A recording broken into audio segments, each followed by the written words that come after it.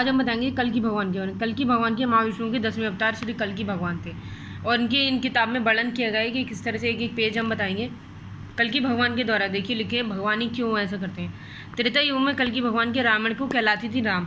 अब ऐसा कहना है कि राम तो कहलाते थे लेकिन उनकी लीला द्वापर युग में कन्हैया लाल ने खेली माखन लीला। कलयुग में अब कल्कि जी की देखो अनुभव लीला। आज हम सब इस बात का गौर कर रहे हैं कि आतंक अनाचार पूरे विश्व में फैला हुआ है क्योंकि कल्कि जी को जो है इसलिए भगवान को प्रकट होने लगा, इसलिए जो है वो जन्म लेने वाले हैं। कल्कि भगवान के जितने भी लोग थे रूप थे और जो कहते हैं हमारे वंशज होते कल्कि भगवान के जितने भी वंशज थे सब इस वेद व्यास में उन्होंने भगवान ने अंतिम चरण में इस युग की स्थापना कर दी थी।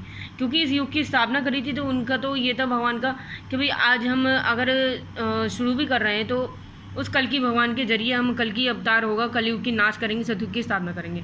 नारायण के अंत के जग के चरण में कलयुग भगवान जो थे वो स्थापित तो लेने वाले थे, लेकिन जो है इस कलयुग भगवान के उनकी जो मूर्ति जो स्थापित करी गई हैं और जो है माला का जाप डेली करते हैं। कलयुग भगवान के अंतिम चरण को इस प्रकार से देखने को मिला है और सुनने को मिला है कि कलयुग भगवान हमारे किस तरह से प्राणों की रक्षा करेंगे और कल्कि भगवान को इस धरती पर जन्म लेंगे।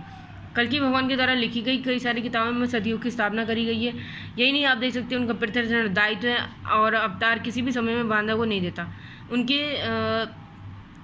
कहते हैं पाठ्यक्रम में अपने मापदंड के द्वारा होते रहेंगे, प्रकटे में अपने दंड द्वारा मापदत्त होते रहेंगे। नारायण जानता था कि पालक धर्म है और धर्म के द्वारा संरक्षक है।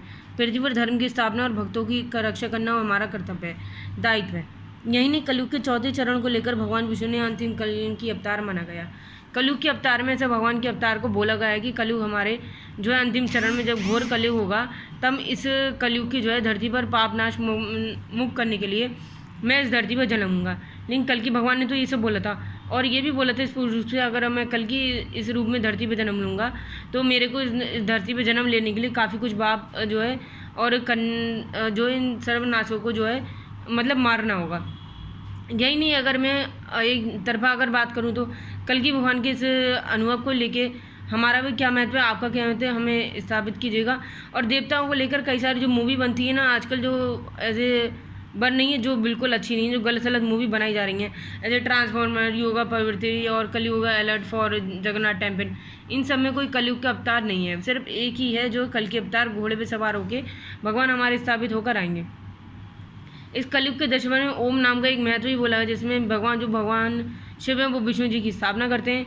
यानी कलयुग भगवान के द्वारा लिखी इन किताबों को लेके हम जो है एक बात और कहना चाहेंगे कि कलयुग के अंतिम चरण की कहानी को लेके स्पष्ट ये भी माना जाता है कि आखिर स्थापना करना और दंड में अधिकार करना भगवान की पृथ्वी माँ चरण को वचन दिया गया था। ये पृथ्वी जब आप इस दुख असुर को नाश करने के लिए महापाप करेंगे तब मैं इस अवतार धरती पर जन्म लूँगा।